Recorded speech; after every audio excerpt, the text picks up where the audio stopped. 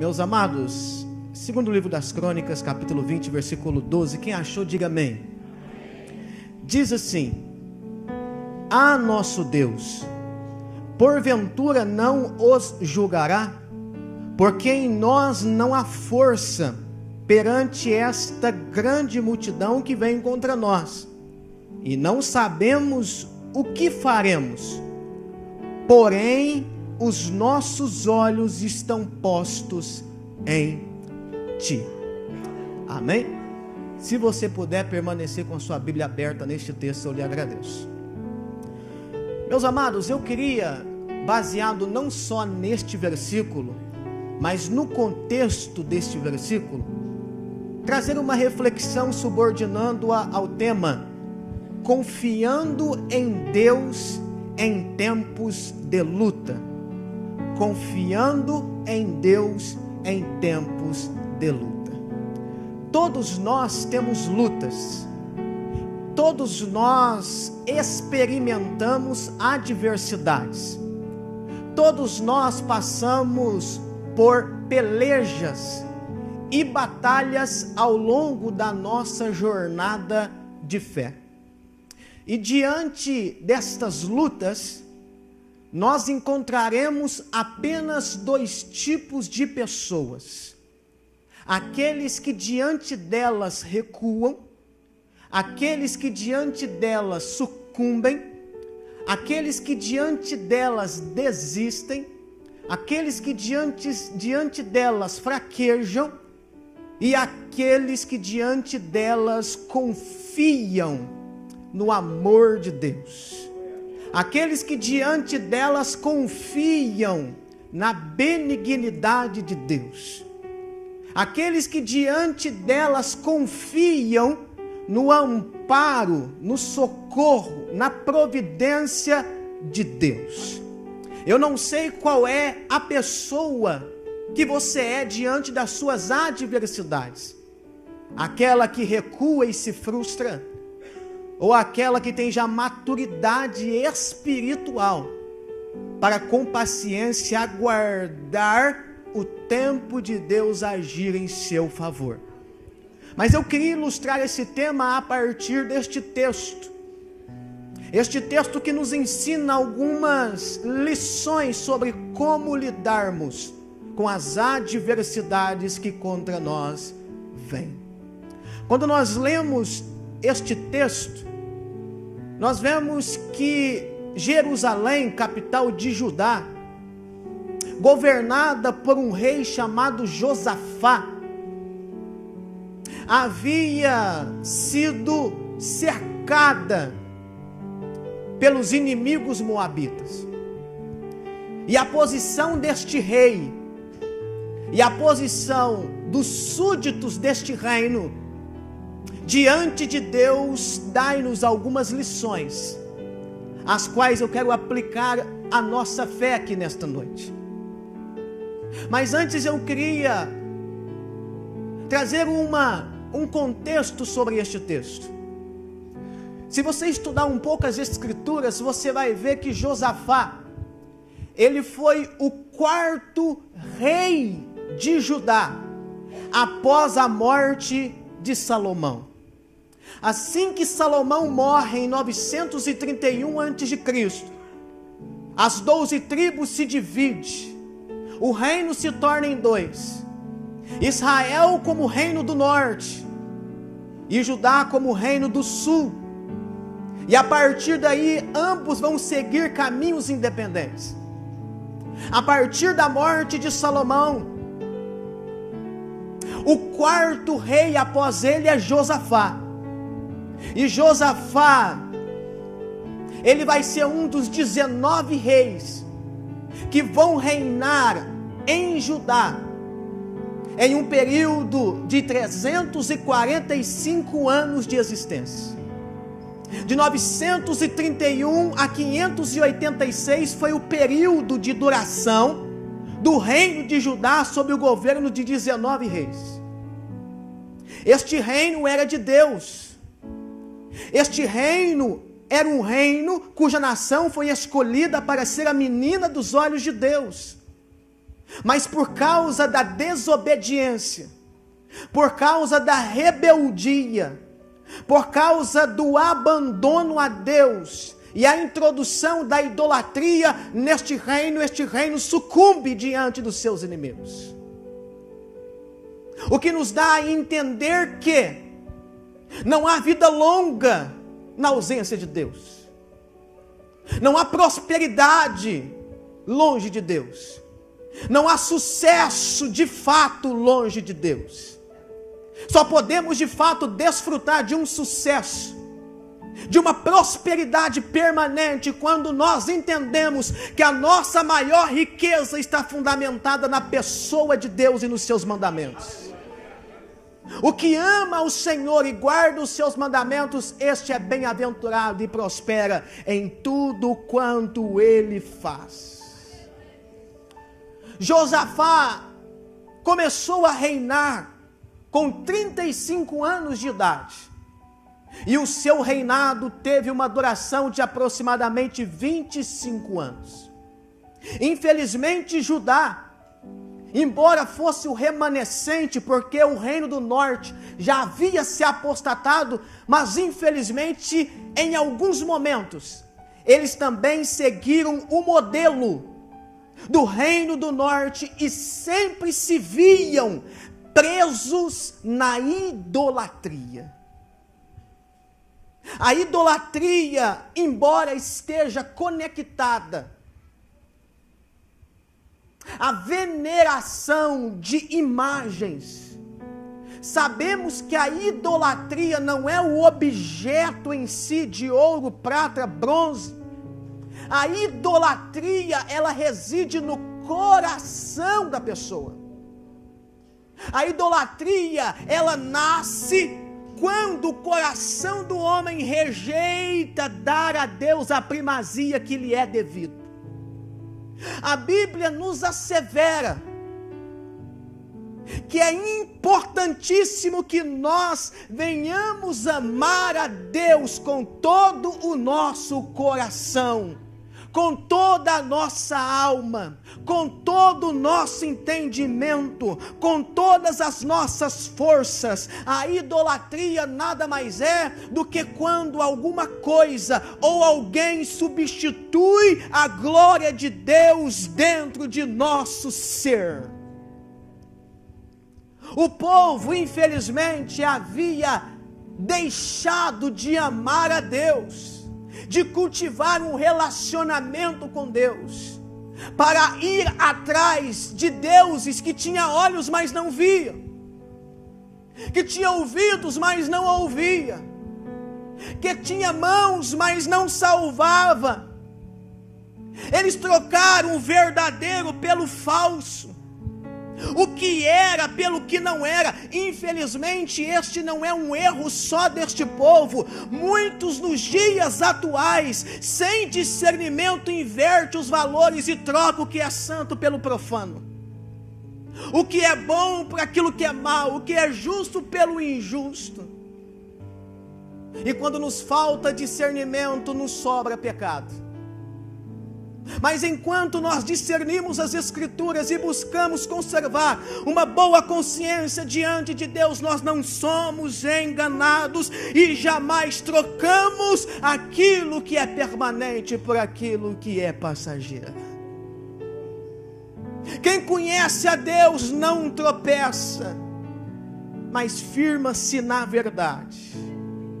Mesmo a nação vivenciando períodos de apostasia, ela também vivenciou períodos de grandes e profundos avivamentos, que vieram por intermédio de alguns reis que decidiram andar com Deus. O avivamento, ou a transformação, ou a instituição do reino de Deus se manifesta por intermédio de alguém que decide andar na contramão do mundo e andar de mãos dadas com Deus. Não importa o que você tenha, não importa o que você não tenha, não importa o que você seja, nem o que você não seja, o mais importante é entender que eu preciso constantemente andar com Deus. Muitos reis trouxeram Deus novamente para o centro da adoração deste povo. E um destes reis foi Josafá. Quando nós lemos o capítulo 17, nós vamos ver que Josafá, ele foi um bom líder. Ele fortaleceu as cidades de Judá e estabeleceu um poderoso exército, provendo para a nação segurança contra os inimigos que a cercavam. Ele foi um líder que se preocupou em manter a nação segura, em manter a nação protegida, porque esta é a característica de qualquer líder levantado por Deus, seja para pastorear, seja como cabeça da casa, seja como pai de família, não importa, a liderança faz com que o tal se preocupe em preservar os seus liderados. Josafá falharia se ele deixasse brechas que os inimigos pudessem usar para abater o seu povo. E se existe uma coisa hoje que muitos não estão preocupados, é tampar as brechas e fortalecer os muros. Porque quando isso não acontece, o diabo já está de olho em uma oportunidade para entrar e fazer o que ele faz de melhor: matar, roubar e destruir. Mas enquanto estivermos nas Escrituras, enquanto estivermos com os joelhos dobrados, enquanto estivermos andando com Deus, não haverá oportunidade que ele possa aproveitar, porque em todo tempo vigilantes e sóbrios estaremos guardando, fazendo guarnição sobre nossa vida, sobre nossa casa, sobre nossa família, e todo investimento dele contra nós não prosperará.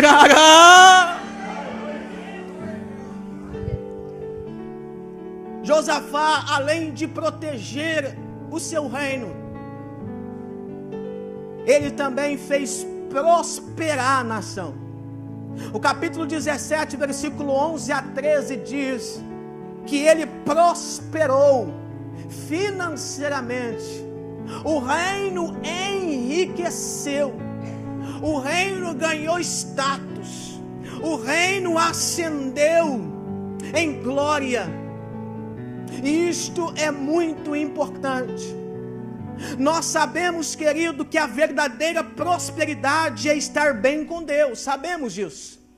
Sabemos que a verdadeira prosperidade está no âmbito espiritual. Jesus ensinou: bem-aventurados os pobres, os mansos, os que choram, os puros, os pacíficos, os misericordiosos. Ser bem-aventurado significa ser mais do que feliz. Nós sabemos que os princípios espirituais é que enriquecem, mas nós também sabemos que Deus nos abençoa neste plano terreno, desde que nós venhamos reconhecer que Ele é a fonte desta suficiência. Podemos prosperar na terra, mas jamais nos desligar do céu. Podemos ter dinheiro, o problema é se o dinheiro nos ter. O problema, como diz Hernandes Dias Lopes, não é ter dinheiro no bolso. O problema é ter dinheiro no coração. O problema não é você servir-se do dinheiro, o problema é você se tornar servo do dinheiro. Deus nos abençoa como abençoou Josafá. Mas se porventura, ainda que em dados momentos esta fonte seque e isto não mais jorre, ainda assim confiaremos plenamente em Deus, porque se Deus fizer, Ele é Deus, mas se Ele não fizer, Ele continua sendo Deus. Mas a grande verdade é que Ele faz prosperar aqueles que andam com Ele. Mas se você olhar o capítulo 17, você vai ver que ele não prosperou, ele não fortaleceu, Deus não abençoou o reino dele à toa. Você vai olhar o capítulo de número 17 e você vai ver qual era o caráter de Josafá, porque o caráter diz muito. O caráter é muito importante. Muitas pessoas acreditam que o que sustenta o ministério é a unção. Não é. O que sustenta o ministério é o caráter do ministro. Muitos têm unção, mas não têm caráter, e esta unção a cada dia se enfraquece em sua vida. O ministério definha a cada dia. O que nós precisamos entender, o que sustenta o meu ministério, o que sustenta a minha vida, o que sustenta toda a minha obra é o meu caráter diante de Deus. A Bíblia vai nos dizer no capítulo de número 17, que Josafá era um homem piedoso, temente a Deus. A Bíblia vai dizer que ele decidiu seguir os mesmos caminhos de Davi, seu pai, que ele decidiu andar com Deus, que ele decidiu temer a Deus, que logo cedo ele começou a buscar a Deus. Não existe, querido, nada mais importante na sua vida do que buscar e viver para Deus. Qualquer outro estilo de vida é desperdício. John Piper, um grande pregador norte-americano, ele diz: não desperdice a sua vida, viva para a glória de Deus. Não faz sentido o homem viver para si, não faz sentido o homem viver por outra coisa, só faz sentido a existência humana quando ela está debaixo dos propósitos do seu Criador. Josafá decidiu buscar a Deus, Josafá decidiu temer a Deus, Josafá decidiu buscar a Deus, e como consequência dessa busca, como consequência deste relacionamento, como consequência dessa intimidade, a primeira coisa que ele vai fazer é começar a destruir os altares da idolatria em Judá. Vai cortar os postes ídolos, vai quebrar os altos, vai destruir os ídolos, vai erradicar a idolatria, porque todos nós entendemos que feliz é a nação cujo Deus é o Senhor. Feliz é o país cujo Deus é o Senhor. Feliz é a família cujo Deus é o Senhor. Feliz é o casamento cujo Deus é o Senhor. Feliz é o homem e a mulher cujo Deus é o Senhor. Ele vai destruir a idolatria, porque ele entendia que eles não podiam dar para Israel nada. Não existe ignorância maior do que estar diante de um poço vazio, achando que está bebendo de torrentes mananciais. E alguém pergunta: tá bom assim? Tá bom, eu estou feliz assim? Tá nada, tá morto, tá seco, tá vazio, só que não sabe disso ainda. Mas quando a verdade abre os nossos olhos, como disse Asaf no Salmo 73, eu estava confundindo o Senhor. Eu olhei o ímpio e vi a prosperidade dele, e logo eu pensei: eu seria muito feliz se eu vivesse como eles. Não há aperto, não há dificuldade, em vão tenho guardado o meu coração até entrar na tua presença, e então entender que o fim deles é a destruição, e entender no meu íntimo que não há ninguém no céu que eu queira mais do que a ti, e não há na terra quem eu desejo mais do que a ti.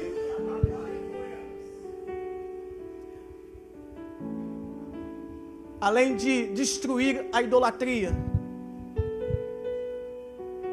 tirar a pedra de tropeço, erradicar o abismo que levou muitos judeus a se distanciar de Deus. Entenda isso. Não é simplesmente o povo deixar de adorar a ídolos, era necessário remover os resquícios da idolatria. É necessário tirar a pedra de tropeço. Se alguma coisa na tua vida te faz tropeçar, pega aquilo e joga fora. Se existe alguma amizade que está levando você para o abismo, corta laço agora. Se existe algum lugar que faz você se escandalizar, pare de ir neste lugar em nome de Jesus. Arranque a pedra de tropeço, destrua aquilo que te faz tropeçar, e em nome de Jesus conserva-se inteiramente a Deus, a sua palavra e as suas escrituras. Ele aboliu a idolatria, Ele arrancou a pedra de tropeço, ele removeu o abismo que levou muitos para longe de Deus, e então ele fez com que todos os levitas, sacerdotes, pegassem o livro da lei de Deus e começasse a ensinar para cada cidade de Judá. Por quê? Porque não há mudança sem a palavra de Deus.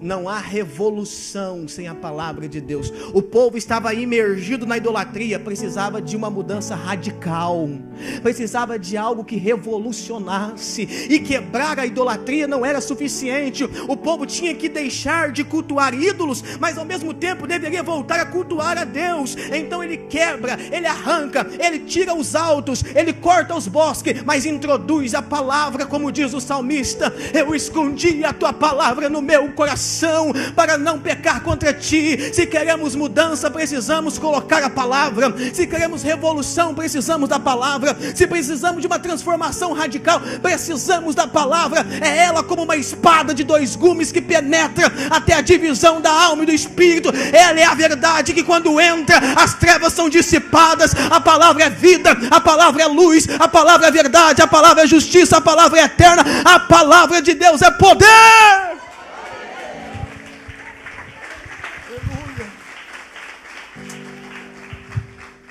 Ele começa a ensinar o povo a lei de Deus, porque existe, e somente nela existe o poder de introduzir em nós uma consciência a respeito deste Deus. Eu estava ensinando a minha filha de 14 anos, ela é adotiva, e eu disse para ela hoje, eu falei assim: o diabo não precisa tirar as pessoas de dentro da igreja. Não precisa. Uma pessoa, para se perder, não necessariamente ela precisa sair do templo. Basta ela não conhecer a verdade e ela está perdida. Ela pode viver na igreja, enquanto a verdade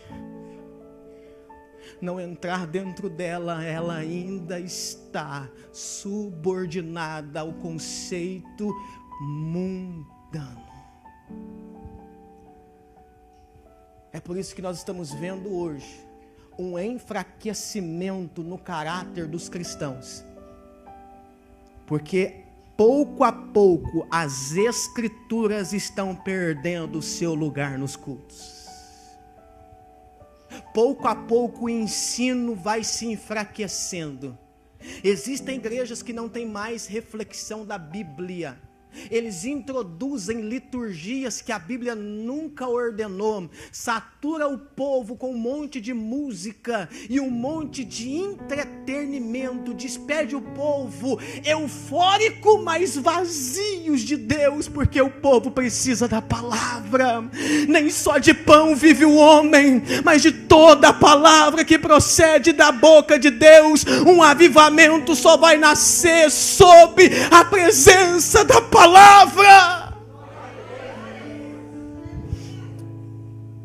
A Bíblia diz que, devido a essas atitudes, no capítulo 17, versículo 5, a Bíblia diz que Deus confirma o reino de Josafá. Ele confirma o reino de Josafá.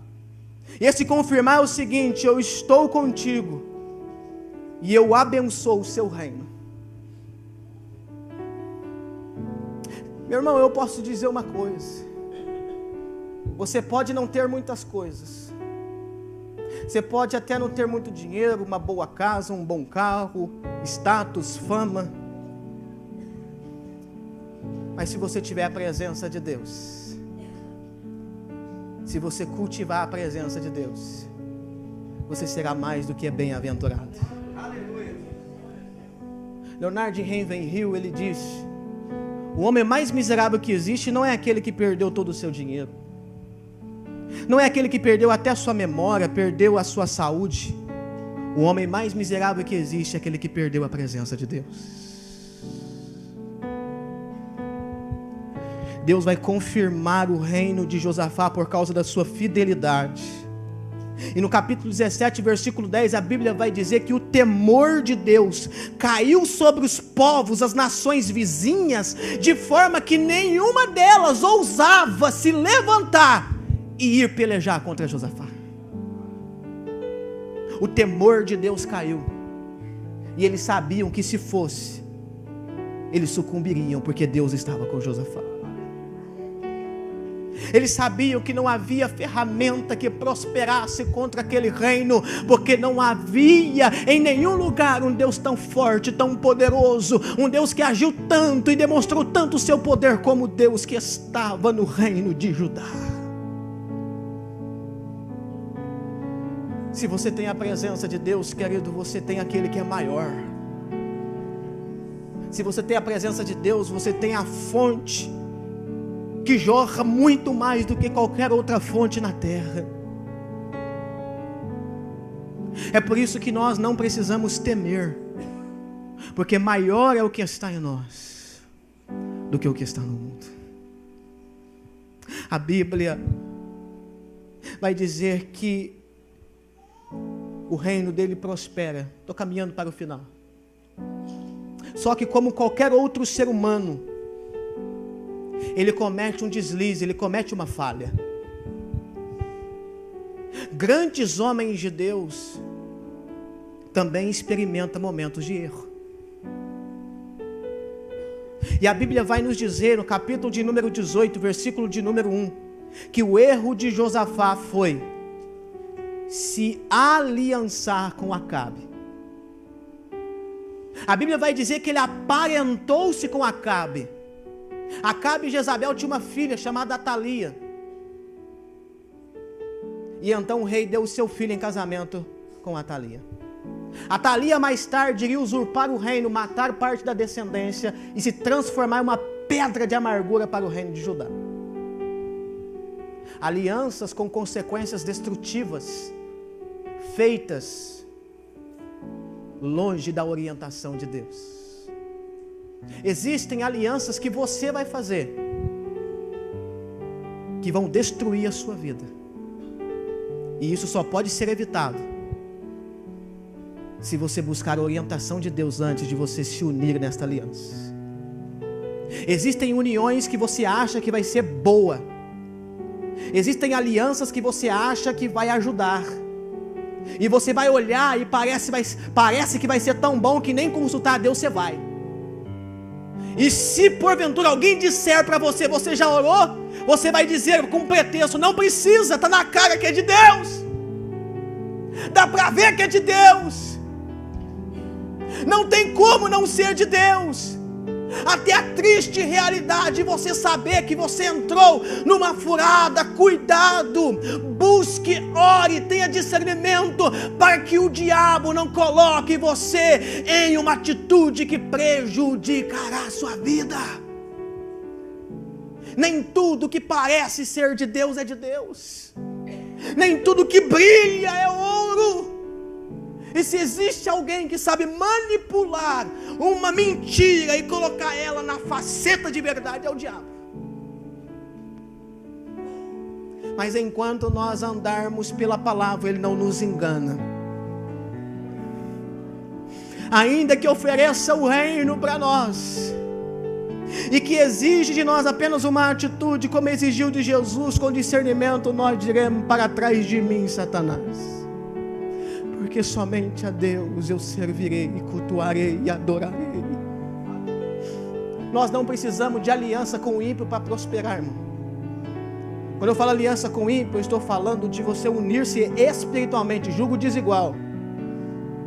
Eu vou fazer uma amizade com esse camarada, porque eu sei que no futuro isso pode render benefício para mim. Cuidado, ele vai te levar para o buraco. Eu comecei a namorar com ela, mas sabe, daqui um dia ela se converte. Cuidado, ela vai te levar para longe de Deus. Eu me lembro quando eu era jovem, eu estava namorando. Um jovem chegou para mim, eles foram no retiro, voltou todo mundo namorando, não sei o que foi aquilo.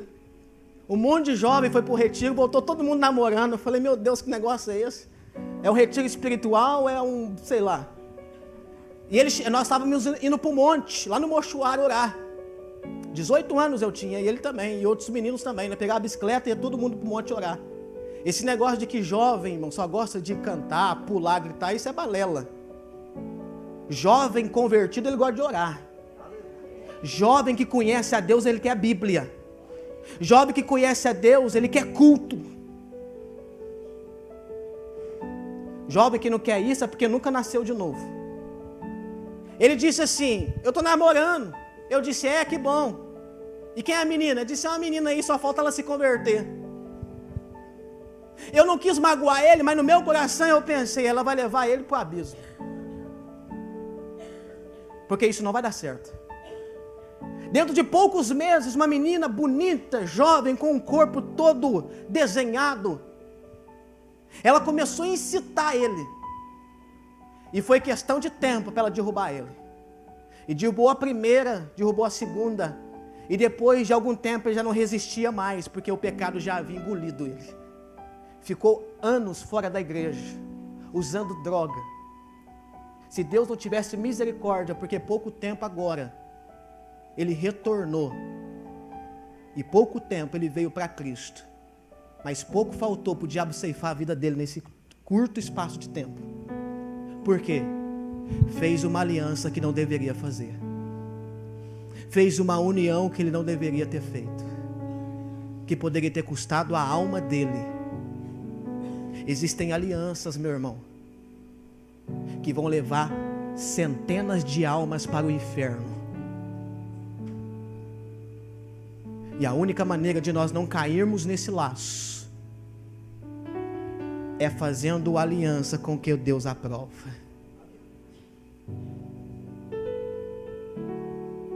A Bíblia diz que por causa desta aliança, Deus vai repreender Josafá. Repreender. Capítulo 19, versículo 1 e 2. No versículo 2, a Bíblia vai dizer: e Jeú, filho de Anani, o vidente, saiu ao encontro do rei Josafá e lhe disse: devias tu ajudar ao ímpio e amar aqueles que odeiam ao Senhor? Está falando de Acabe. Por isso virá sobre ti grande ira da parte do Senhor. Uma aliança que pareceu aos olhos de Josafá boa, mas ao mesmo tempo era abominável aos olhos de Deus.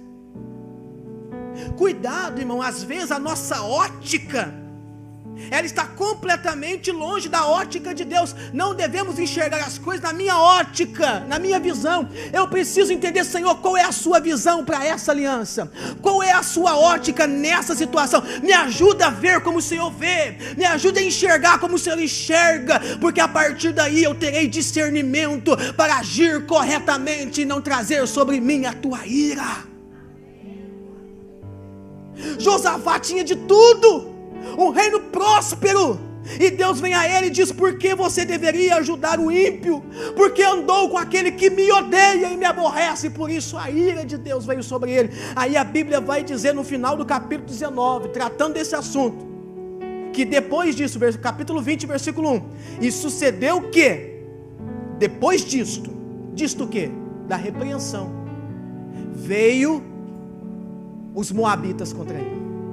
Lembra que o temor havia caído sobre as nações? E ninguém ousava ir contra ele? Mas agora Deus vai permitir. E os moabitas estão subindo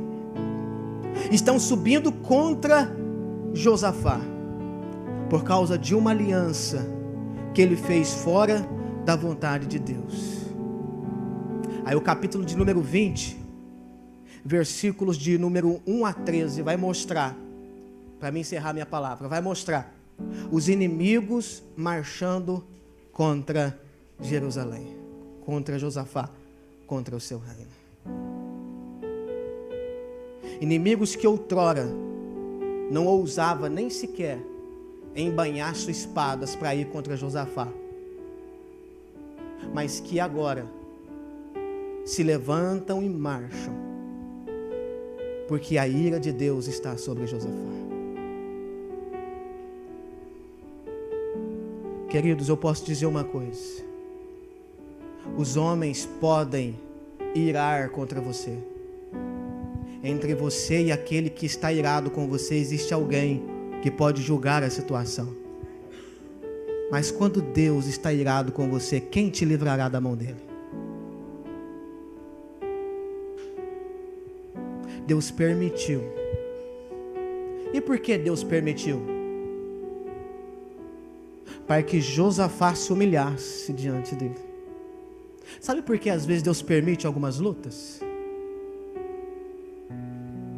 Para que venhamos nos humilhar diante dele. Para quebrar nosso orgulho.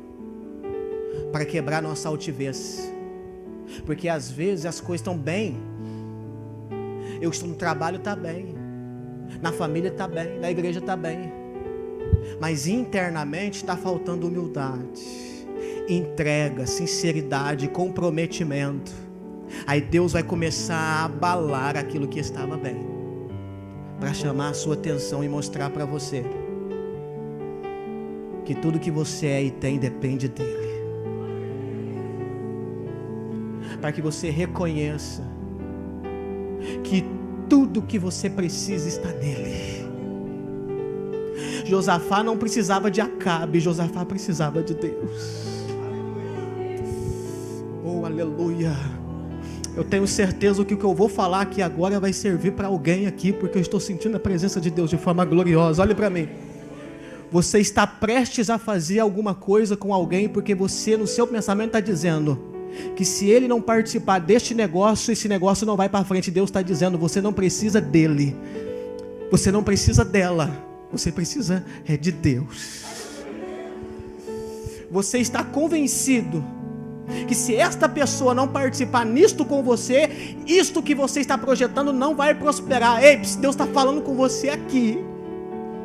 Não coloque sua confiança nele, nem coloque sua confiança nela, porque não vai dar certo. Você não está precisando de A e nem de B, você precisa de Deus. Os inimigos marcham contra ele. O versículo 2 diz que o rei é avisado, recebe uma má notícia. Rei, os moabitas estão vindo em uma grande multidão contra o seu reino. Você já recebeu uma má notícia? Tudo parece estar bem até que uma má notícia vem e acaba com o seu dia, acaba com a sua vida, acaba com a sua alegria, acaba com a sua expectativa. Mas é diante das má notícias que nós aprendemos a ter experiências com Deus. É as má notícias que nos coloca quebrantados diante de Deus. É nos piores momentos da sua vida que você tem oportunidade de vivenciar com Deus o que você nunca vivenciou. As maiores experiências nascem no deserto. As maiores experiências nascem no tempo de sequidão. Deus disse ao povo na época de Oséias: eis que eu te atrairei e te trarei ao deserto, e no deserto eu falarei ao teu coração. A má notícia chega e a Bíblia vai nos dizer no capítulo 20, versículo 3, que o rei teme. E quando ele teme, ele se põe a buscar a Deus. E ele não apenas busca a Deus, mas ordena, versículo 4 e 5, caminhando para o final, a Bíblia diz que todos os moradores de todas as cidades de Judá se reúnem com o rei na casa de Deus para pedir socorro. Olhe para mim, já pensou? Se alguém falasse assim: ô fulano, o rei está na casa do Senhor em Jerusalém, os inimigos estão nos atacando, é para todo mundo reunir para pedir socorro a Deus. Já pensou se alguém fala assim: posso, eu estou fazendo comida, mas não tem como ir depois, não.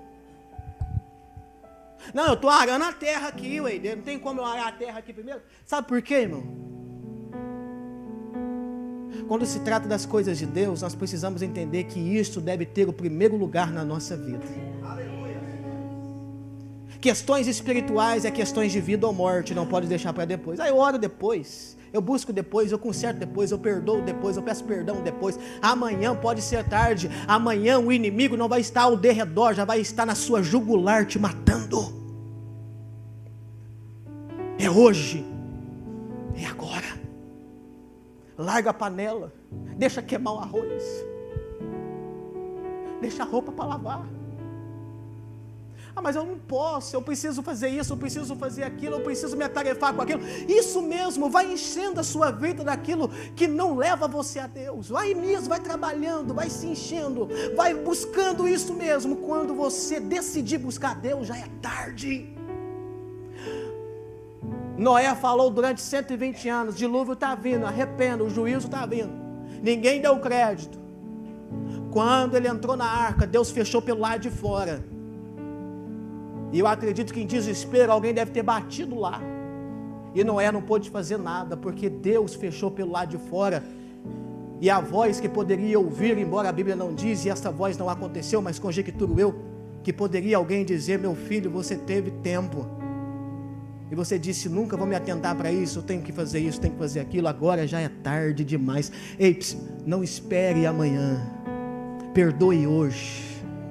Busque hoje, se conserte hoje, busque hoje, porque amanhã pode ser tarde demais. O povo se reuniu juntos, não havia o pedido pessoal, não é a minha causa, é a causa do reino, não é a minha necessidade, é a necessidade do reino. Sabe por que muitas vezes, irmão, o reino de Deus não consegue progredir? Porque nós, pertencentes a esse reino, estamos divididos, cada um buscando para si mesmo. Não há uma unidade de colocar o reino no centro do nosso culto. Não é o que você precisa, não é o que eu preciso apenas, é simplesmente entronizar, centralizar Deus, o reino e a sua palavra.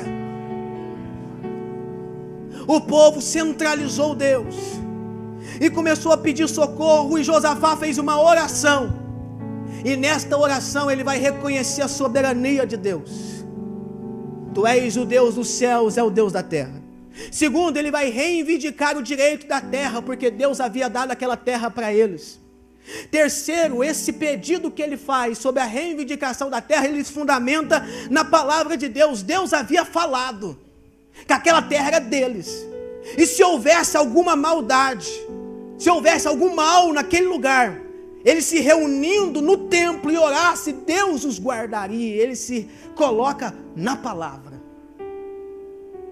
Nós temos que aprender a orar segundo a palavra, porque tem orações que Deus não escuta, porque não há verdade nelas. A oração tem que ser baseada nas escrituras, na verdade da palavra de Deus. E nesta oração ele vai pedir a Deus que dê livramento ao seu povo. E no versículo 12, que nós lemos, ele vai confiar plenamente em Deus, dizendo: Senhor, o Senhor não nos julgará? Nós não temos força contra esta tão grande multidão que vem contra nós. Na verdade, nós nem sabemos o que fazer. Porém, os nossos olhos estão postos em Ti. Você pode não ter força, meu irmão, em meio às lutas. Você pode até não saber o que você vai fazer diante delas. Mas em nome de Jesus, não tire os olhos de Deus. Não deixe de confiar em Deus. Não deixe de esperar em Deus, porque Deus é fiel e nada muda o seu caráter. Fechei minha Bíblia para você ver que eu terminei. Quando eles terminam de orar, e Josafá diz: Senhor, eu não tenho força, nem sei o que fazer, mas os meus olhos estão em Ti. Deus levanta no meio da congregação um profeta chamado Jaazel. E esse profeta reúne o povo e diz assim: não temeis, porque nesta peleja não tereis que pelejar, porque eu, Senhor vosso Deus, pelejarei por vós, e vós quietos vede o livramento que vos dará o Senhor. Deus responde quando você confia nele. Deus responde quando você espera nele. Deus responde quando você se torna dependente dele. E você diz: Senhor, se o Senhor não fizer, não há quem faça. Se o Senhor não livrar, não há quem livre. Se o Senhor não operar, não há quem opere. Mas o mais interessante, sabe o que é? Que quando Deus falou por meio do profeta, o povo enxugou as lágrimas, o povo tirou a tristeza. Os sacerdotes levitas pegaram os instrumentos e começaram a entoar cânticos a Deus, porque eles entenderam que Deus, quando Ele fala, Ele cumpre cabalmente a sua palavra.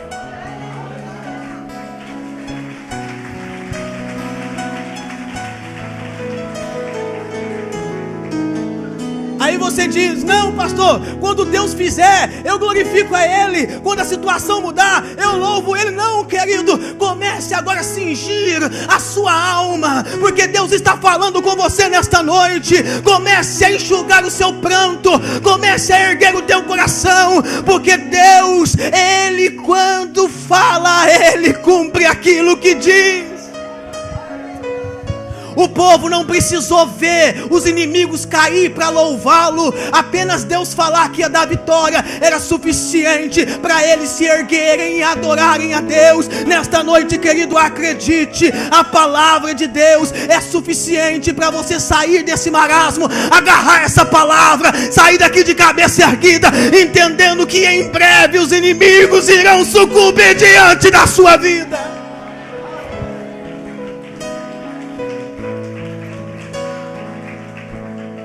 O choro se transforma em festa. No dia seguinte, Josafá se levanta junto com o povo, e eles vão descer ao vale aonde eles estavam para guerrear. O povo desce cantando.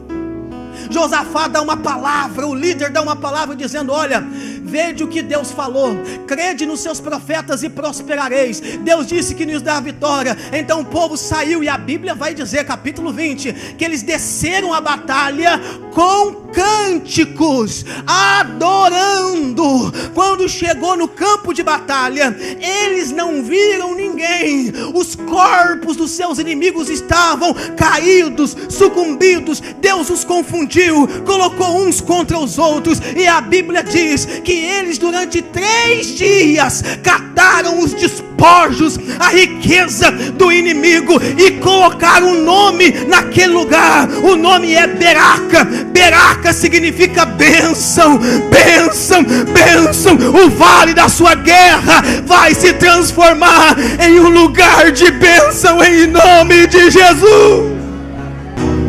Só os que creem nisso, coloquem-se de pé, por gentileza. Vamos orar a Deus. Oh, aleluia. Confiando em Deus em tempo de luta, porque o lugar aonde você vai travar a sua luta se transformará em um lugar de bênção, em um lugar de bênção, em um lugar de bênção. Oh Deus, em nome de Jesus, nós te glorificamos nessa noite, Senhor, porque nós sabemos que o Senhor é o Jeová, o Deus que guerreia, o Deus que peleja, o Jeová Sabaote. Não há nenhum, Senhor, que possa pelejar contra ti e prevalecer. Não há mão contra o Senhor, não há braço contra o Senhor. Pai, nós entendemos que quando nós confiamos em ti em nossas lutas, não é nós quem guerreamos, não é nós quem pelejamos, é o Senhor que peleja por nós, é o Senhor que provê o livramento. O lugar aonde os inimigos estão travando e tramando a nossa morte será o lugar aonde desfrutaremos da sua bênção, desfrutaremos da sua glória. Ajuda-nos a confiar em ti, ajuda-nos a colocar os nossos olhos em ti, ainda que aquilo que vem contra nós é maior do que nós, tem mais força do que nós, ainda que nós não venhamos saber o que fazer. Nesta noite os nossos olhos se erguem ao céu, nossa esperança se ergue ao céu, nosso coração se ergue ao céu, porque o Senhor transformará o lugar de luta em lugar de bênção, o lugar de batalha em lugar de prosperidade, o lugar de guerra em lugar de alegria. Nesta noite, Senhor, começa a agir nos corações, começa a manifestar o seu poder, começa a enxugar as lágrimas, começa a enxugar as feridas, começa a trabalhar, ó Deus, aonde dói, nas feridas, no machucado, na alma, no espírito, no corpo. Toca nesta noite e transforma a luta em festa, transforma a tristeza em alegria, transforma a luta em bênção, em vitória, em nome de Jesus. Só quem crê nisso receba essa palavra. É bom, o Senhor é bom, sua misericórdia dura para sempre. O Senhor é bom, o Senhor é bom, sua misericórdia